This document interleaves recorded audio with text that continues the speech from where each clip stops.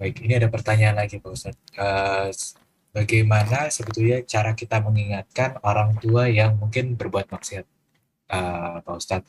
Sedangkan misalkan sudah dicoba diingatkan, tapi kemudian orang tuanya tidak terima. Nah, itu apakah kita juga termasuk dianggap tidak berbakti atau durhaka terhadap orang tua? Barakallahu fikum. Nah, mahibati fillah. Tadi cerita Abu Hurairah. Bagaimana punya ibu yang kafir. Ibu yang musyrik. Dalam riwayat dikatakan dia Nasraniyah. Yang ibu ya kalau didakwain marah sama anaknya. Bahkan mencela Nabi Muhammad SAW. Apakah seorang anak tatkala itu karena membuat orang tuanya marah dikatakan durhaka? Enggak. Karena dia mengajak orang tuanya kepada kebaikan. Asalkan caranya baik. Caranya penuh dengan hikmah. Maka nggak durhaka. Nabi Ibrahim alaihissalam. Bagaimana tatkala dia memanggil bapaknya. Ya abati. Wahai ayahandaku. Aku anakmu loh ayah. Ini loh aku dapat ilmu tentang ini. Ya ayah jangan menyembah ini. Wahai ayahku. Jangan mengatakan ya kafir. Yang tersesat, wahai ayah yang tersesat, kemari engkau. Enggak. Tetap kita berbakti kepada orang tua dalam panggilan-panggilan tersebut. Mungkin kita mendakwain orang tua sekarang ditolak. Udah, kita tunggu waktu yang lainnya. Kita cari kesempatan yang mungkin lebih tepat. Mungkin kita perbaiki diri kita. Mungkin kita yang belum soleh sama orang tua kita. Yang kadang-kala anak ini sok kalau ngasih tahu orang tuanya.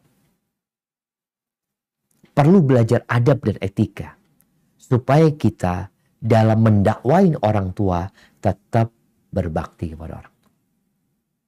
Namun tadi Abu Hurairah yang sudah berbakti sama orang tuanya, tetap ibunya mencela, anaknya mencela Nabi SAW. Tapi akhirnya Allah berikan hidayah kepada ibunya Abu Hurairah. Jadi tidak termasuk durhaka sebenarnya, asalkan cara yang dilakukan dengan cara yang baik, walaupun pada akhirnya ada orang tua yang nggak mau kenal sama anak. Cerita Sa'ad bin Abi Waqqas ya. Bagaimana ibunya.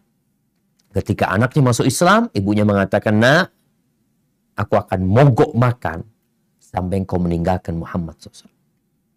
Dan betul ibunya mogok makan. Ibunya mengatakan, nanti kalau ibumu mati, engkau akan dicela oleh orang. Orang akan mengatakan, hadza qatilu ummi. Ini pembunuh ibunya sendiri. Akhirnya jemaah, betul ibunya mogok makan. Keluarganya itu kalau mau ngasih makan ibunya sampai dibuka mulutnya apa. Tapi tetap gak mau makan. Sampai kondisinya kritis. Ketika kondisinya kritis, saat kesian sama ibunya. Maka dia datang kepada ibundanya mengatakan, ya ummah, wahai ibunda. Aku ingin menjelaskan sesuatu kepadamu ya ummah.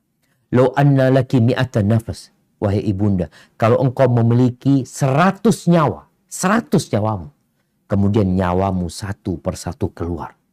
Aku tidak akan meninggalkan agama Muhammad SAW. Engkau mau makan silahkan, engkau nggak mau makan terserah engkau. Akhirnya ibunya makan.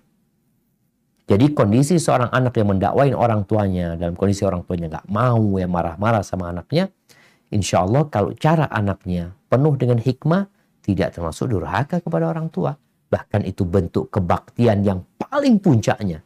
Karena dia ingin orang tuanya mendapatkan hidayah dari Allah Jalla Jalla. Hadza wallahu a'lam bissawab.